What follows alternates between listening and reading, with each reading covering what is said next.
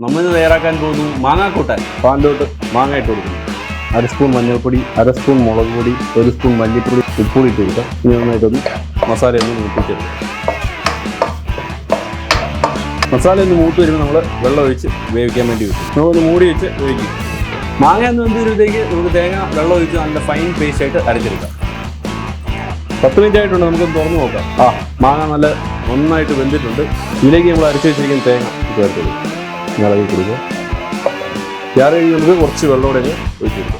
ഇട്ട് കൊടുക്കും. ഉപ്പ് മാങ്ങക്കറി തിളച്ച് വന്നിട്ടുണ്ട്. നമുക്കിതിലേക്ക് കടുക് പൊട്ടിച്ച് അതിലേക്ക് വെളിച്ചെണ്ണ ഒഴിച്ച് കടുക് ഇട്ട് കൊടുക്കുക.